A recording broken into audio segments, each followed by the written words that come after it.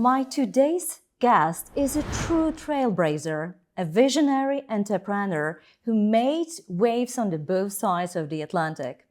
He's an American who set foot in Krakow right after the fall of communism 33 years ago.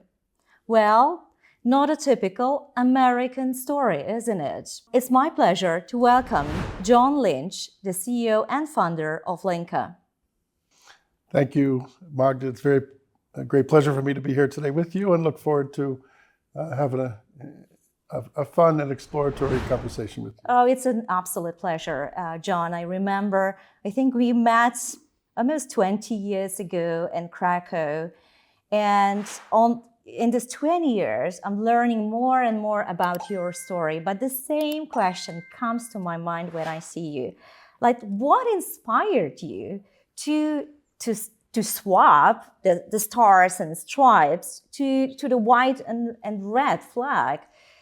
The Poland was not a appealing country in like early 90s. That, of course, is the question of my lifetime. I had studied undergraduate in the United States. I was an engineer. I worked for a big American corporation, Procter & Gamble.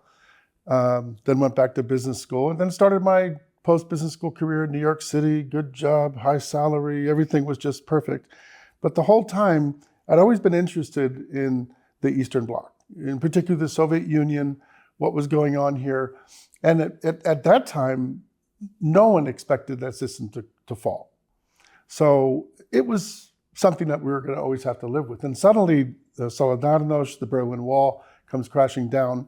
And in 1990, after business school, after I was working in New York, I got a phone call from a professor who said, we're putting together a program to help the countries of Eastern Central Europe rebuild democracy and free markets, and looking for some recent MBAs to go over and teach the locals American business practices as consultants. How would you like to go? And I just thought, gosh, this is what I've been thinking my whole life, but some opportunity like this. And I quit my job. I moved my life to Krakow, ostensibly for 1 year in this program called the MBA Enterprise Corps, which was founded by some people who were the founders of President Kennedy's Peace Corps. But instead of digging ditches and helping people in poor countries, we were going to be helping rebuild free markets in Eastern Europe. And I told me to go to Poland, to Krakow. And I arrived in August 3rd of 1991. I was supposed to be here for 1 year working with Polish entrepreneurs, and 30 years later, I'm still here. You're still here. Well, in my introduction, I'm sorry, but I boldly introduced that it's not an American dream. But now when I kind of reflect, it is an American dream in Poland. It's an interesting mix of an American and Polish dream. Yeah. How did you created Lynka, the business here in Poland? What made it so successful? I'm thinking, what was the secret sauce, like combination of American and Polish entrepreneurship? Well, I don't know if there's secret sauce. I know that, and I wrote about it, we'll talk about it later, that for me, one of the most honorable things a person can do with their lives is to create a business, because it explores new opportunities, it creates jobs for people. I just think it's so honorable for somebody to decide to become an entrepreneur and build a business. I'd never been an entrepreneur. I was a young business person. And when I came to Poland, I worked with Polish entrepreneurs who started with so much less than me. Yeah. So they had no formal business education, because there was no business education in 1991. They had almost no money. Many didn't have very developed ideas, definitely didn't have experience in the fields. And I was watching these incredible Polish entrepreneurs starting businesses with all the odds against them and succeeding. That's true. So after a year, I just thought, I need to try this, and had a business idea that didn't require money, because I didn't have any money at the time. I was a young post-MBA, and started a business. But I can say, in terms of secret sauce, I certainly had a vision for the company when it was very small.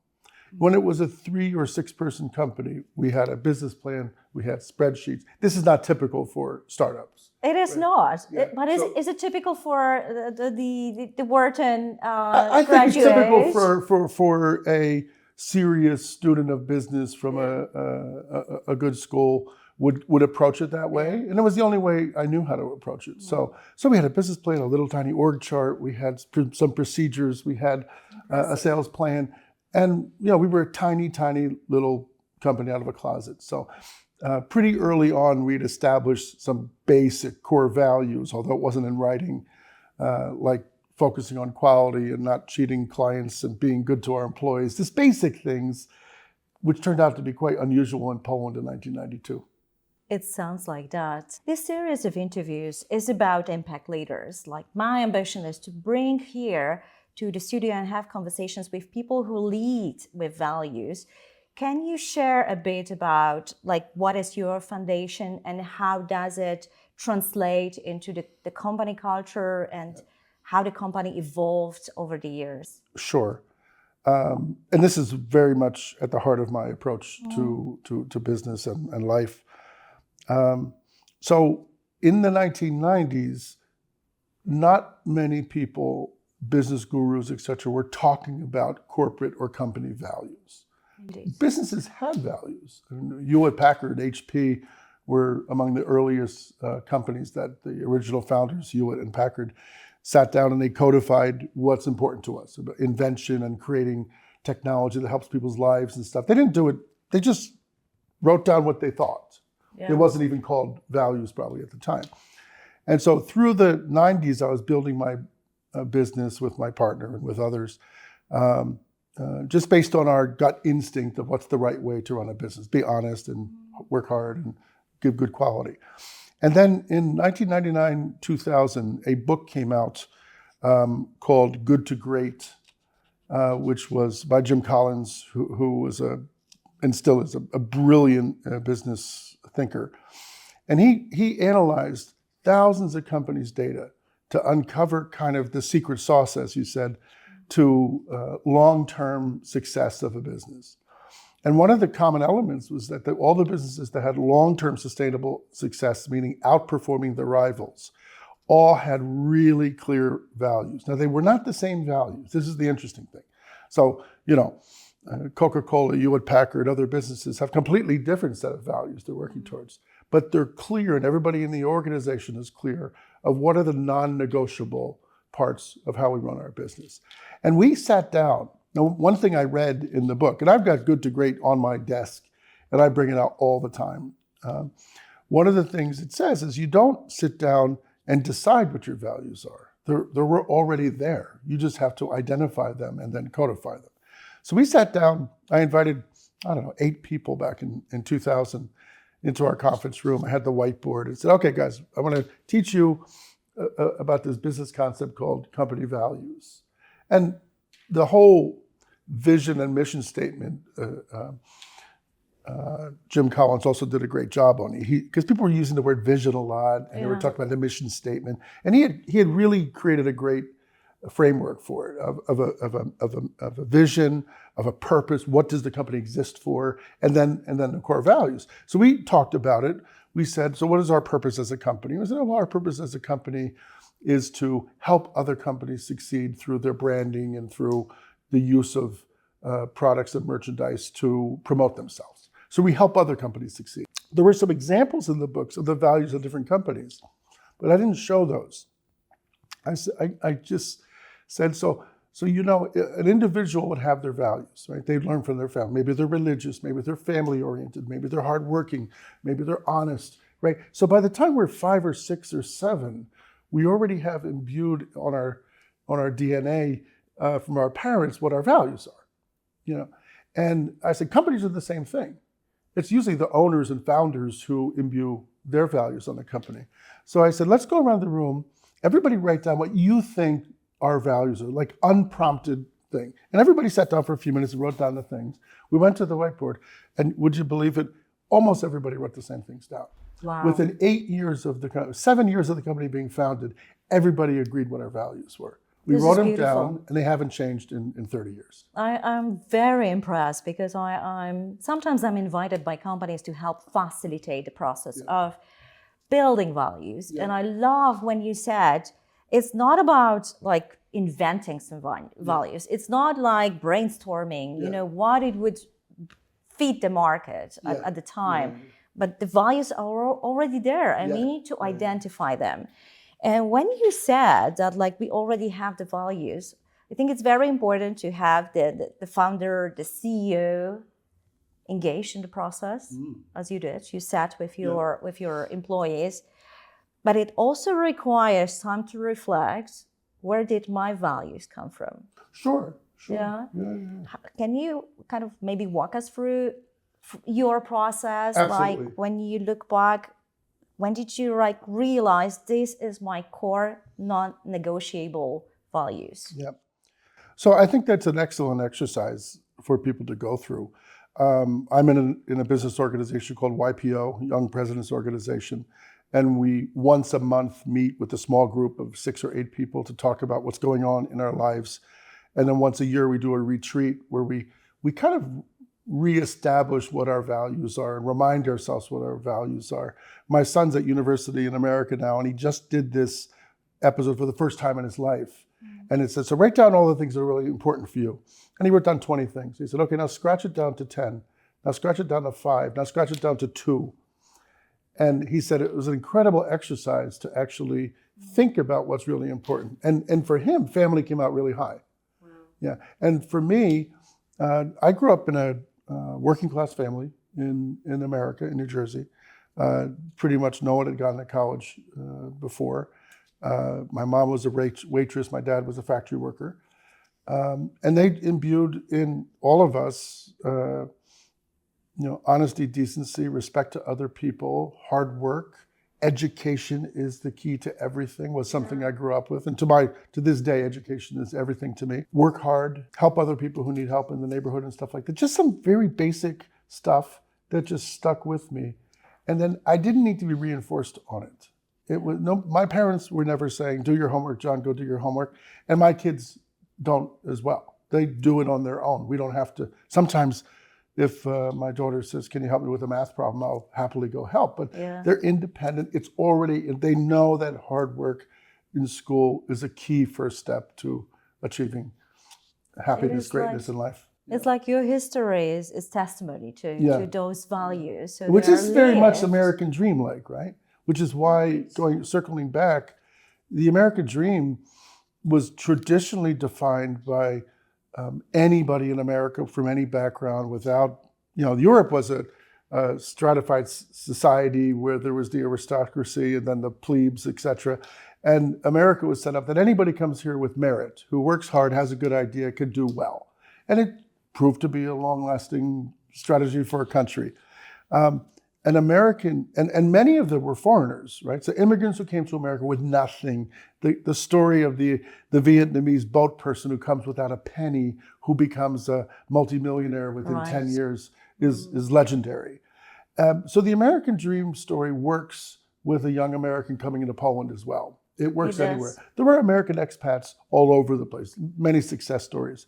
And only when you become an expat, a long-term expat abroad, you realize that you could actually have dual coinciding loyalties and patriotism. So I am very happy and proud to be an American and know that who I am is very much imprinted by that. And at the same time, I'm intensely proud of Poland and all it's achieved since I've been here. And I've watched this democracy, capitalism experiment succeed firsthand up close, and made my own story out of that fabric. So it's been, so I think that the American dream very much works in reverse. And there's tons of friends of mine who have come here and had the same story. You were able to build from scratch and to grow a company that now is a global company. Like you hit the news lines with the merger with a great and big apparel company in America. How does it feel right now to, start from zero in Poland and grew to a global appearance? I feel it's a work in process all the time. And as soon as we get to the next plateau, it's thinking further. I used to tell, we started out as a tiny company, 6 people in my apartment out of my Polish shafa, my bureau. And then we had a small office, which was smaller than the studio for sure, production office, everything.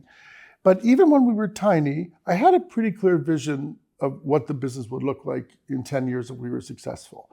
And I would tell people about that. And employees just say, God, we used to listen to John tell us this vision. We were sitting in these crappy offices with like handmade desks with no money. I would share this vision. They thought I was crazy. Then they would see we achieved that vision. Then I'd set the next one.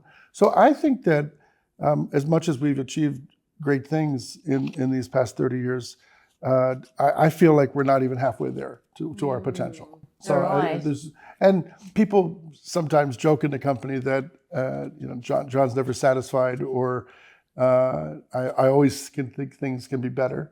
Well, one, that's essential part of survival in the business. Isn't if we're as good as we were 10 years ago, we would be out of business. Well, I think it was Steve Jobs who famously said, "Stay hungry, stay foolish." Exactly. Exactly. Think big, but like be never satisfied. It's That's like right. it's driving you to do more. Yeah. And there's young, energetic entrepreneurs coming along all the time with new ideas, passing established players in every single industry.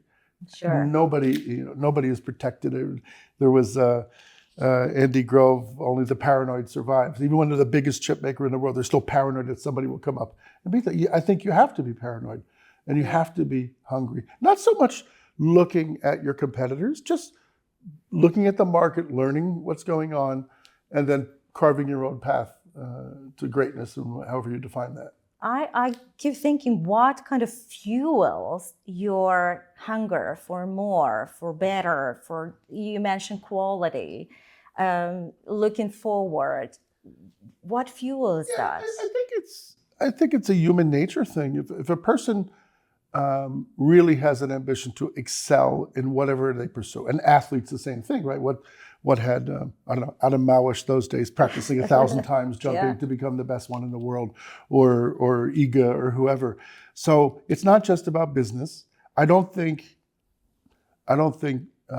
entrepreneurs are different than great athletes or actors or any other people in society who want to do great things in their life. Because I think that's the common thread is about greatness and about making a difference and making a change. So Steve Jobs was not, and most entrepreneurs are not thinking about making billions, right? That's the side effect of their work. They're really thinking about making a great product, making a great company, becoming a great tennis player, whatever it is.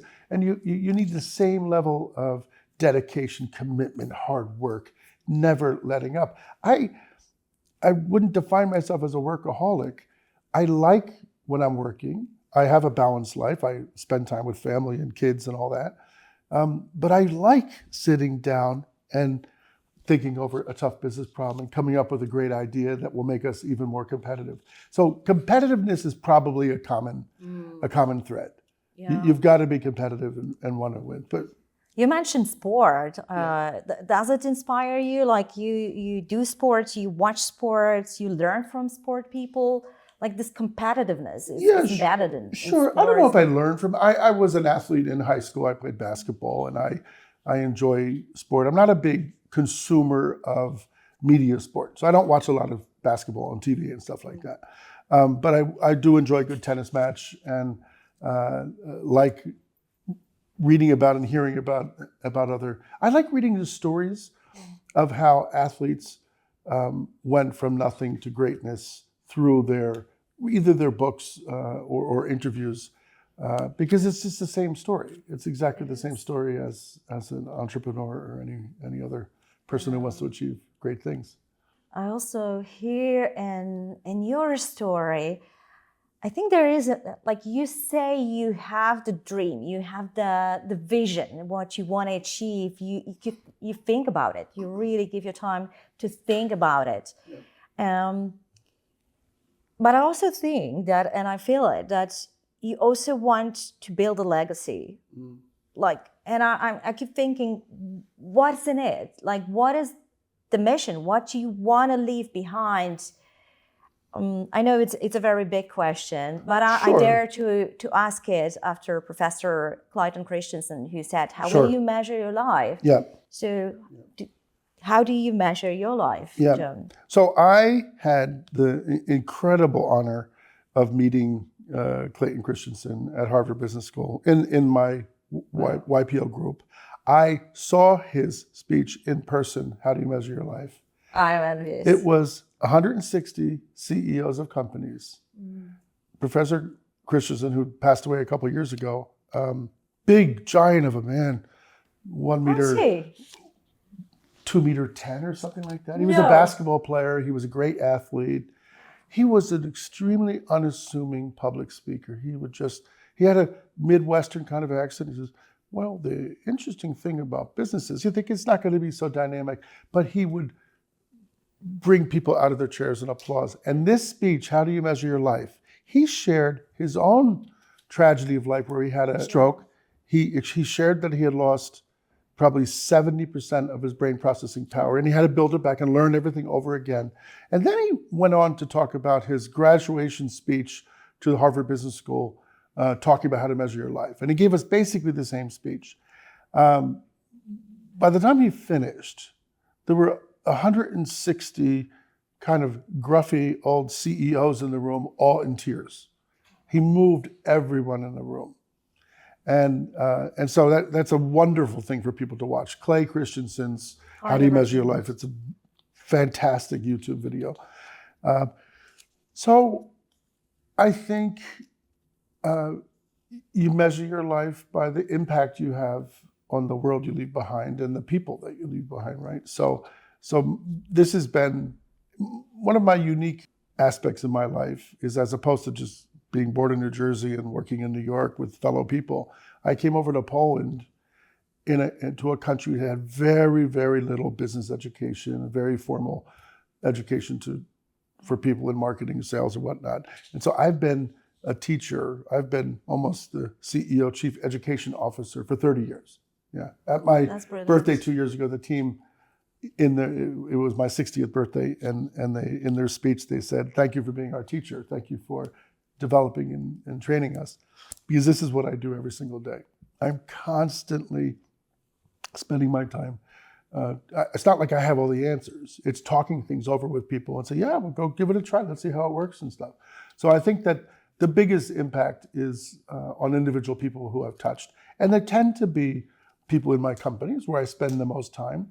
But I do, I give credit to any young person who reaches out and says, hey, John, would you meet me for coffee sometime? I got a new business idea. I want to talk it over. And I will give hugely of my time for young entrepreneurs who are trying to do something, or maybe just have a Zoom or a quick call. I have learned so much. People have been so generous with me in my life that I don't actually like the expression give back. You don't? I don't like that expression. I don't know why. I think that people generally do things in their self-interest, and if it makes them happy to be making other people happy, then that's it. I believe in some sort of karma. I'll give you an example regarding, I'm wearing my Ukrainian flag all the time. I'm deeply engaged, both physically and emotionally, in what's happening in Ukraine. Probably connected somehow to my fervently believing that the Soviet Union was the evil empire, as President Reagan said at the time. And I don't think anything's changed much there. So I'm pretty opinionated about that. And I think Ukraine are victims. And we got very, very close to that when the war started. And I'm living in Krakow, so about 2 hours from the Ukrainian border. Right. So the karma part of it was, before the war started, Polish unemployment has gone from 18 to 20% when I started down to about 4%. 4% is the natural level of unemployment. It basically means there aren't many people to hire. Poland hasn't had a very open migration of foreigners, so there's a shortage of people. And one of our challenges a couple of years ago was we just couldn't get enough people for production. So in early February of 2022, we did a recruitment for production people. We were looking for 50 people, and we got about 10 applications. We just couldn't find people. Then the Ukraine war started, and it was a calling for me. I just felt I have to do something to help here. There was thousands, hundreds, thousands, tens of thousands, then hundreds of thousands of Ukrainians coming across the border about 2 hours from where I live. The international community and the Polish community, in particular the Polish community, but the international community in Krakow, folks who kids go to the British school, the international school, put together these WhatsApp groups. Most of the foreigners were living pretty comfortable, had pretty big houses. We put together a WhatsApp group, and I just watched this. It was an American French guy who did it, and everybody jumped on it, and people were just helping as fast as they could Ukrainians who were coming across the border. So, we got a contact from a family, 2 grandmothers and the mother and 3 sons coming across the border tomorrow. They're going to be coming to Krakow bus station. Could someone pick them up? I said, I'll pick them up. So I went down and picked them up. So I just started giving hugely of my time to help on a grassroots level, and then said, well, I'm a business owner. I went to Wharton. I've got great contacts in the world. I think I could do more than just drive people around. So I put together a fund, a corporate aid for Ukraine, and we raised tons of money from Americans to help Ukrainians. We helped outfit a kind of like a home for refugees. The Ukrainians don't like to be called refugees. They like to be called displaced Ukrainians. All right. Because they're florists and business people and normal people. They're not refugees. They're normal people who are being chased out of their country by war. So I did all this stuff, and suddenly, in the place where we had paid for beds and food and stuff for about 300 families, I just, maybe the people are going to be looking for jobs. And a friend of mine said, the biggest problem with refugees is boredom. They've got nothing to do. It's not their networks, there's people from all over the country. Yeah. And we just put up a little sign, says, anybody want a job? And it's all women, it was 95% women. And we organized a bus service. We just started driving people every day to work. And they loved it, because otherwise they're sitting there for 24 hours just watching their kids. And so the karma bit was, we end up solving our employment problem, not because we helped, it was just karma, it just happens naturally, right? And we hired people who spoke Polish and Ukrainian to be translators. We gave them little uniforms that said translator. We changed all of our signage to be Ukrainian and Polish. And within 3 or 4 months, we had 100 Ukrainians in our factory. Not a single Pole lost their jobs, of course. It was purely growth. And it helped us have one of the most successful years in our history. Wow. And we still have a huge number of Ukrainians. I'm still heavily engaged in helping. So that's... Thank you for sharing this story. I love it. For many years, I was engaged in non-for-profit. I started a non-for-profit in Krakow. Yeah.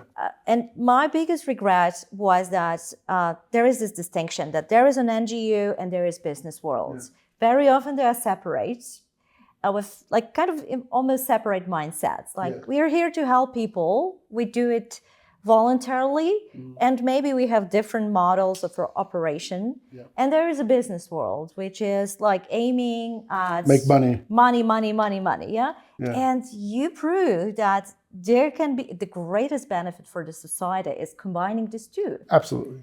And the money we raised, we went to conferences. There was a big conference held here in Warsaw right in the beginning, in April after the war.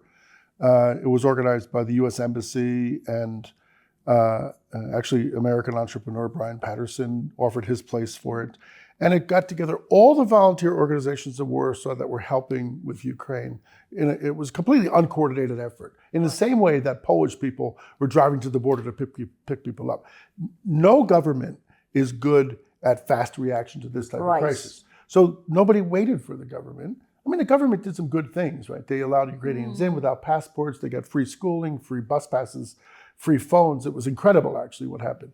Yeah. It's probably the best story of mass migration of refugees in history. Thank you. I was extremely proud of Poland at the time. But we met the nonprofits. They came forward and said, hey, we're getting, one example was the Russians had bombed the main cardiological hospital the second night of the war. They blew up pacemakers and heart stuff, right? There were 300 people in line to get new pacemakers, right? They were going to die without it. So one of the organizations came forward and said, we'd like to fund the purchase of pacemakers to replace the ones that were destroyed. And we're like, yeah, we can do that. So the money we raised didn't just go for homes for homeless people, for refugees. It also went to buy pacemakers. So we bought like 100, 200 pacemakers and had them driven in at night under the darkness to save people's lives. So, business helping, private sector, NGOs, it's just people. It is people, yeah. The stories from the beginning of the war, of the second stage of war, because we know the war started like in 2014. Yeah, of course. Were very moving, and how Poles reacted. Yeah. It represents our how we operate. We are good at creating the movement at the beginning, creating the fall of communism. Fall of communism, we stand together and fight the evil. However, I'm now thinking, and you sound like a big ambassador of Polish-Ukrainian cooperation. Now we are almost more than 2 years of this cruel war. Yeah. How can the Polish business, still be engaged in helping Ukraine? Because there are more divided voices, and I want to, if you allow, I want to, make a stand here. How do you find this potential cooperation to unfold? Are there opportunities? Yeah. The other hat I wear is the vice chairman of the American Chamber of Commerce. And I just came from a meeting this morning. There isn't an American Chamber of Commerce in Poland meeting that takes place where we aren't talking about Ukraine. Right. Not just Ukraine today, but Ukraine in the future. The war is going to end. Russia is not going to win. The West is not going to allow that to happen. It may take many more years than people would hope, and probably many more people killed than people would hope. But I think that it's not just a blind optimism. It's not about that. There's a realization that it's highly, highly unlikely that Putin's going to march into Kyiv and kill everything, that the West is finally going to wake up and do what it's done. So the American Chamber of Commerce has, first of all, created a liaison relationship with the American Chamber of Commerce in Ukraine. And so we have working teams together. I think there's things we can do in Ukraine, such as, people think that the reconstruction of Ukraine is something that starts after the war. It started 2 years ago. Right. When a Coca-Cola factory gets bombed, they fix it, and then they decide to build an extra 10,000 square meters because they're optimistic about consumer demand in the future. So there's tons of investment already taking place, mostly in the western part of the country. There's efforts to bring more investment to the eastern flank of Poland, to be next to Ukraine, to support there, because it's easy to get stuff back and forth. So it could be Ukrainian workers coming over or Polish ones. So I think that in the same way, when I came to Poland in 1991, it was 8 months after Lech Wałęsa was elected president, right, and 18 months after the fall of communism. There wasn't any grand plan. It was like, let's let free market do its thing.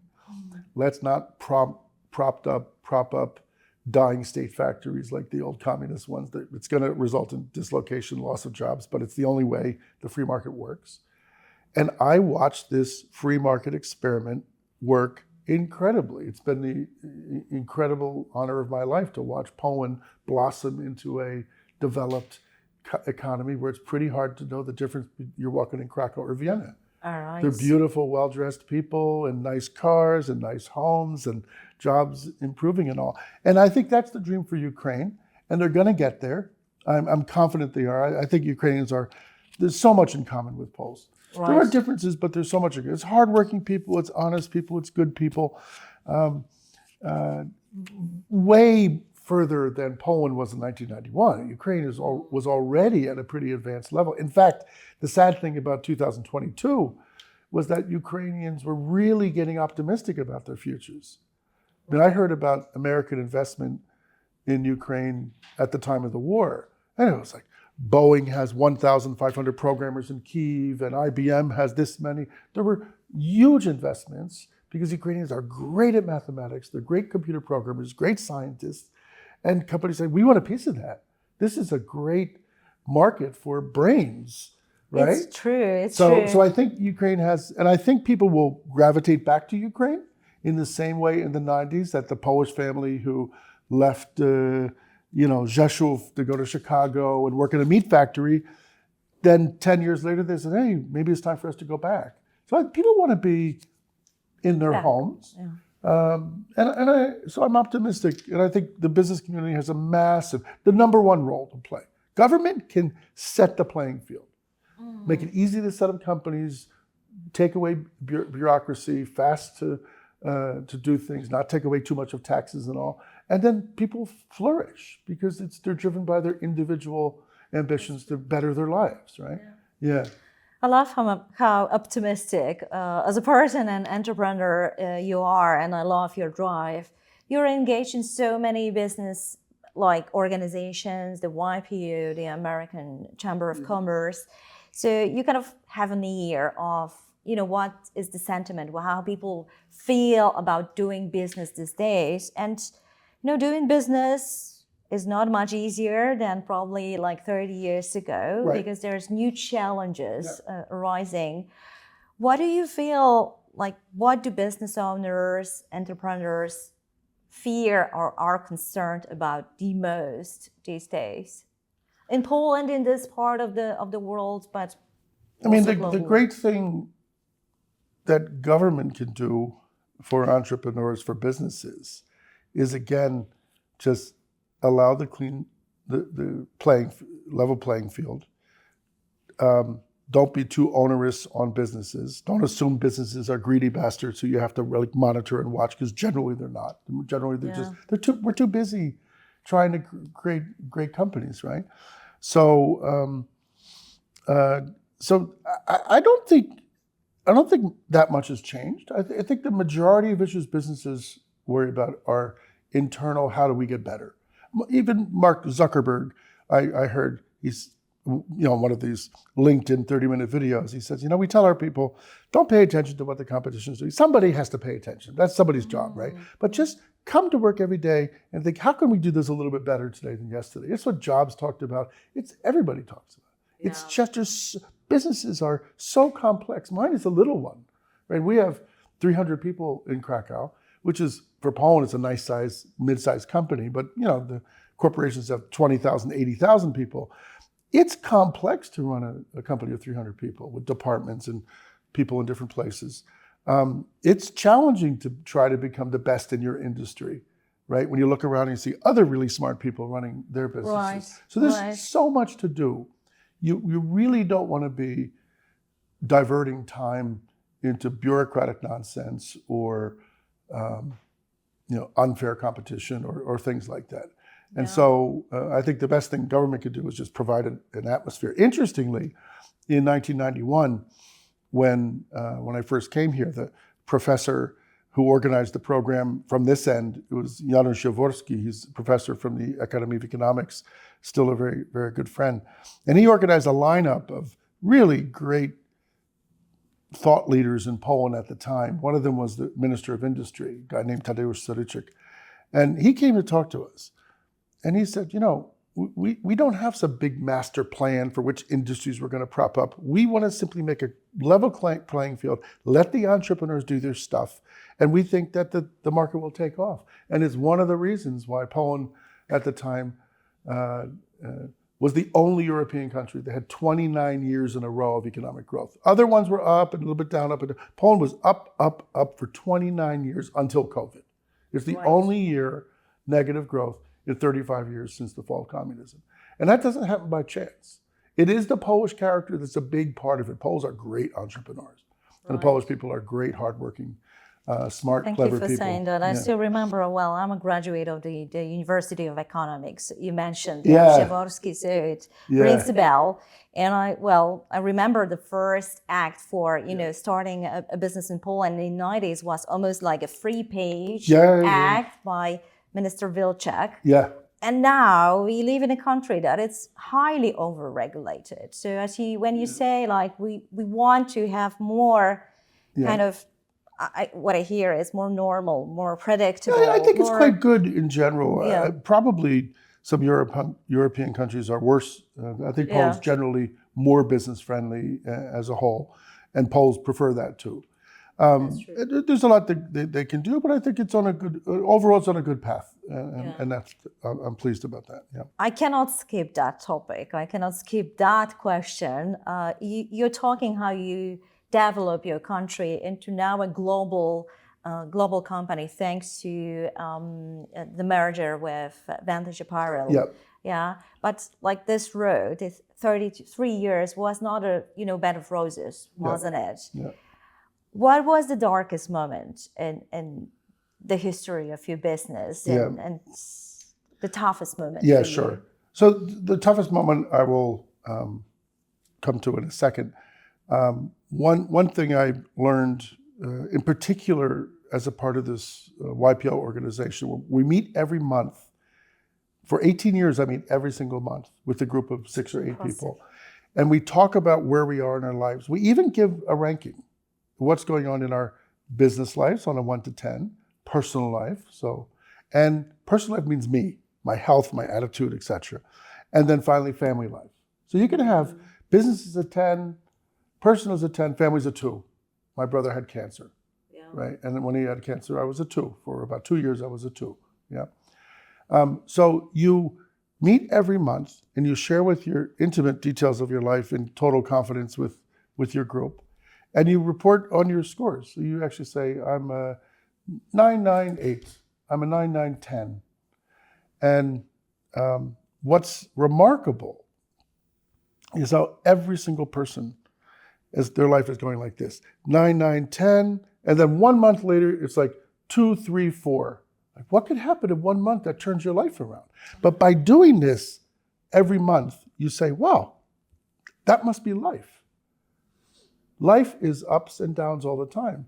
And one of the things I talked about even in my little TED Talk was the key to happiness in life is figuring out how to deal with the times when you're in a down. Because the ups are easy. And we think that everybody's up. There are billionaires who have ups and downs too. Everybody has ups and downs. Everybody has a black sheep in their Maybe that's the problem with all the success stories, John. We are fed with success stories, so it feels like like everybody else is happy. Yeah. Yeah, and it's just not true. I know it for a fact. It's just, people can be happy. I'm happy overall, but I have downs all the time.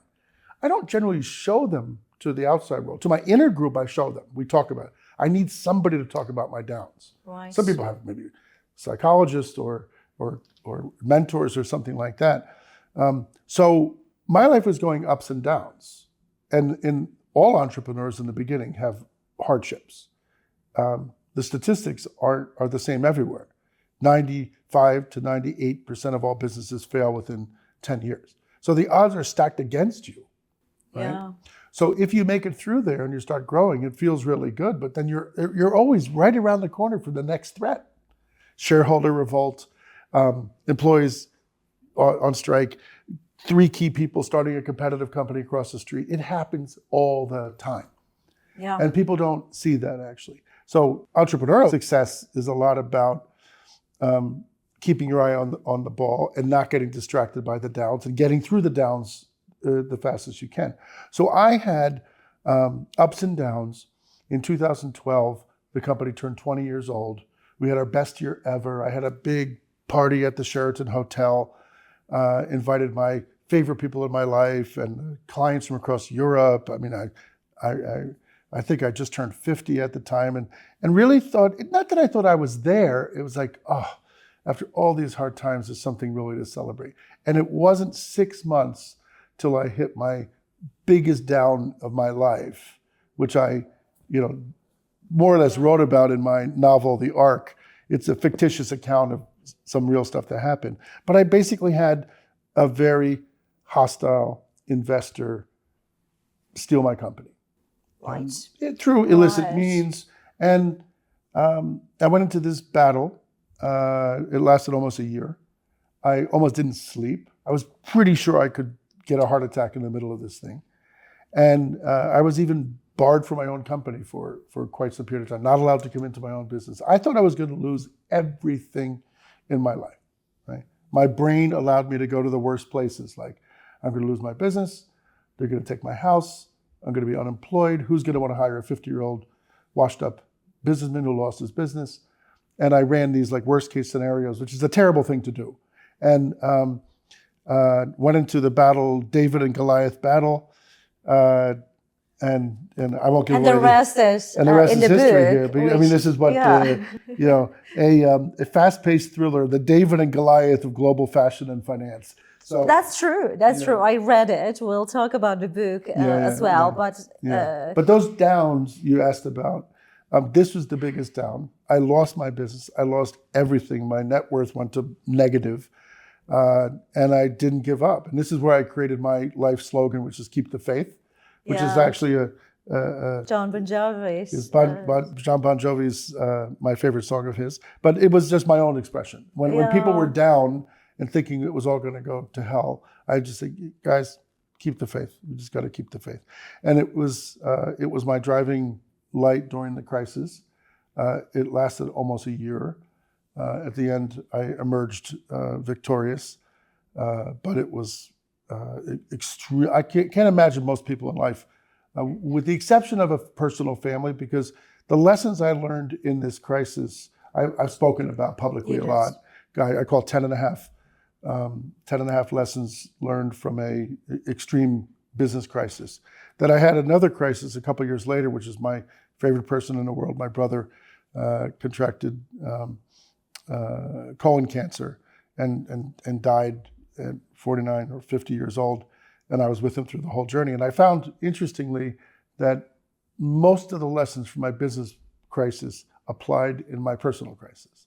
That I was able to apply all that stuff to my brother's situation and see him off in the most dignified way that one could imagine, and with absolutely no regrets.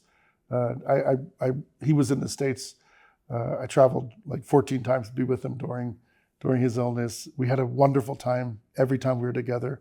And I made my mission is to make him laugh and happy every minute we're together in this period of time. And I did that. So thank you. Yeah. Thank you for sharing. So I think that personal business crises are basically made of the same cloth. And if we can learn a lesson in one, we can deal with. Thank you for sharing that. And I love the metaphor you mentioned. Like we tend to forget about these ups and downs. And this, like, it comes to me like the metaphor when you go to a heart doctor and then you get your the illustration of the beads. And this ups and downs. And as you said, this is life. And we know that the downs will come. I'm wondering, like you mentioned, this is an ingrained part of the entrepreneur's life. Yeah. How do you build your resilience? I know that there is this mental thing, probably like you want to fight for your life, you want to fight for your business, but you need to create some kind of resilience. It doesn't come out of nothing. I think that there's something in humanity and human nature that make us want to fight. Right, so the Ukrainians are fighting, and when somebody has the ultimate tragedy happen, their husband, son, father killed in war, some people withdraw. Most people, a Ukrainian friend of mine just lost her husband in the war, and she's here in Poland with two sons, and she said, we had a great tragedy, and she wrote to me, we had a great tragedy in our family. My husband was killed in the war. And her next sentence was, but I'm strong because I have to make sure my boys are okay. So she just says, okay, this is a tragedy of enormous proportion. And she's focused on what to do to make sure that things will be okay going forward. Like, and I think that that's a part of this crisis. I've written these 10 and a half suggestions for surviving a crisis. And some of them are, don't let your mind go to the worst case scenario, which so many people do. I'm going to lose my company, I'm going to lose my job, I'm going to have no income, I'll be thrown out of my house, I'll end up under a bridge as a homeless person, right? You can take it to there. Very natural. And lots of people do that. You get fired from your job, oh my God, I'm never going to get another job, blah, blah, blah. So one thing is that you don't go negative. Absolutely. I would even shield myself from some negative news because it does bring you down. So knowing that more than likely things will be okay is pretty important. Not like 100% sure, but the actions you take will impact how you come through. Yeah. But if you are not getting distracted by the bad news, then this is great. A friend of mine told me that, great business leader told me that. He says, I just have my team deal with the bad news and say, just come to me if it's really important and you need my help. Otherwise, don't, Elon Musk had as an interview that circles around where the person says, so, is it fun being an entrepreneur? And here's the richest guy in the world. And he said, I would never use the word fun for being an entrepreneur. He says, the nature of the job is the only time people come to you is when there's a problem.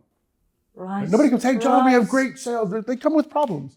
So all day long it's problems. So it's not fun. You may enjoy it. So in this shielding yourself from bad news all the time, not blindly, but just like, if it's important, come to me. If it's not important, don't tell me about some bad thing that happened. Other things, beware of advice. Everybody wants to give you advice. When my brother got sick, everybody was giving advice. And a friend of mine said, my brother's wife died of cancer. And he said, everybody came out of the woodwork. You got to try proton theory. You got to try this. You got to try this. People don't even know what they're suggesting, but they read something somewhere and make suggestions. It's innocent, but it's a distraction. Yeah. So don't get distracted in the crisis and focus on that. Yeah. I love the lessons, and I recommend everyone the TED Talk. You're presenting the 10.5 lessons and reflections, and it's beautiful. For me, there comes the Viktor Frankl, who is the camp in survival, and he created the whole body of psychology called logopedy. It is about the creating the purpose of life will help you go through the toughest moments. And when you're describing the woman from Ukraine, she says, this is a tragedy, but I have my children that I need to focus on right now. And with that, I want to kind of circle back to the beginning and your purpose that drives you through life and how you create meaning in your life. Because very often people are at the edge, and sometimes some people share, I kind of lost meaning in my life. I'm focused on business all the time, and I feel the vein, the emptiness. How do you build, to conclude, your life, but not just the business life, but outside of business? Yeah. So I was thinking, you shared with me some things we might talk about today, and I was thinking about that, and I think since these talks are essentially about leadership, I think the signs of leadership are evident in people at a very young age. So during high school, someone emerges as the captain of the basketball team who happens to be the same person who's the president of the student council. It's not always the brightest kid in the school. It's just, there's something in that, right? So early on in life, we're demonstrating symbols of leadership. The American college application process is a lot about show us evidence of propensity to become a leader, because the universities want to be producing people who go out and make it a better world. Not even from a charitable or NGO perspective, just whatever way it is. A scientist who discovers the cure for cancer, right? So leaders get things done. They make change. And I realized early on that I just have leadership qualities. Maybe I'm like the first son, first one to go to college, but way earlier than that, I just had something in me that wanted to do things, get things done, make change. So nothing has changed in my life. Nobody told me to go out and help Ukrainians. I didn't get anything for it. I just felt a calling to make a difference in life. So my mission in life is just making a change, making things better. It's also an intimately personal one, the old concept of pay it forward. So I grew up in this working class family where no one had gone to college. I went to a nice mid-sized high school in New Jersey, mostly working class, but we had good teachers and we had good guidance counselors. I had no idea about going to college, what to study. I knew nothing. And I wasn't getting much advice at home because my parents didn't study at university. So I had one man in my life who made such an incredible difference. In my New Jersey town, 25,000 people, there was one black family. And the black friend of mine, Josh Delgado, was on the basketball team with me. And his father was an executive for Exxon. He was the best dressed guy at the basketball games. Wow. And he came up to me once when I was about 15 years old. He says, John, my son Josh says you're really good at math. And I said, yeah, I'm pretty good at math. He said, you should think about studying engineering. And I was like, what's engineering? And he said, I'll bring you an article. So he brings me an article the next practice, and I read about it. Then he says, I was looking it up, and here's the 10 best colleges for engineering on the East Coast, so you might want to apply to these schools. And he coached me the whole year. He gave me a life plan. Go to study engineering at a top school. Go work for a US corporation for 3 or 4 years and learn business from the best. I went to Procter & Gamble.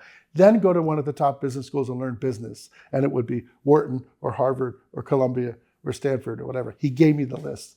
And he set out my life plan. And I followed his plan to a letter for most of my life. And as a matter of fact, I went back to see him about 4 years ago. He was 80 years old at the time. And I wrote him a letter and just said, maybe you don't remember this, but this is how you affected one person's life. And I wrote it to him. And then my last trip home, he had just passed away. And his son wrote to me and said, we're having a funeral. So I got to go say goodbye to Mr. Delgado, who was such an incredible impact on one little kid's life. And I just have been following that wherever I can help other people, not for any reason other than I know what impact. And so if I find an employee who's eager to learn and wants to better themselves, and I think that's what we're doing. We're taking kids who are from backgrounds like mine who have better jobs and better lives now than they ever could have imagined visiting. I remember a young girl, Dorota, say to me when she was 25 years old, she was already 7 years in the company. And I said, so what are your dreams, Dorota? She said, I've dreamt my whole life of going to Egypt and seeing the pyramids. I said, that's wonderful. I said, because you could do that.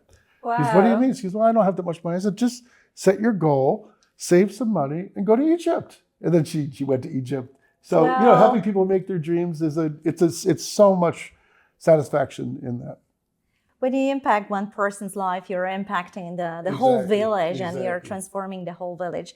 It is such a pleasure talking to you, John, and I wish we could spend another hour discussing more business topics, but also like life after business, which I was so impressed when I read your first book. At the end of this interview, I want you to maybe share why book? Why a book? Why did you decide to prepare it? And So I love writing. So I am an engineer and a business person, but I do love writing. And I've written articles for magazines a lot and just enjoy the written word as a really effective way to communicate.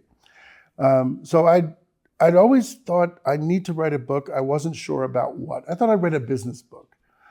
And then the thing happened to me. And when it was happening, I shared with my team that I said, because it was really ups and downs, dramatic stuff happening, how to move my family out of the house because I thought they were dangerous there. And I said to someone once, I said, I feel like I'm living through a John Grisham novel. And I said, I'm really curious of how it's going to end because I didn't know how my own crisis was going to end. So when it ended, I thought, I need to write my own John Grisham novel, but it's going to be a John Lynch novel about a American entrepreneur who faces this evil mafia company. It was fictitious. And this is it. So here it is. It's the Ark. Yep. It's by John Lynch. Yeah. Highly, highly recommended. I hope they're still available. I got my first piece in I think 2 years ago. It did very well. It was on 11th on the MPIC list of bestsellers. For first-time authors, a big deal. So it was all over Poland. It was a great experience. It took me 4 years to write the book. Wow. Because I have a full-time job, I have a family. I would get up on Saturday and Sunday mornings at about 5 a.m. and write for 5 hours before the kids woke up. And then it was the end of my writing because it was noisy. And it's been one of my proudest achievements is actually writing a novel. Congratulations. John Lynch, the writer, the entrepreneur, activist, and the chief educational officer in your company. It was a pleasure. Thank you so much for visiting me, and I hope we will have a chance to continue this discussion. Yeah, thanks so much. Thank you, John. All right, real pleasure, Magda.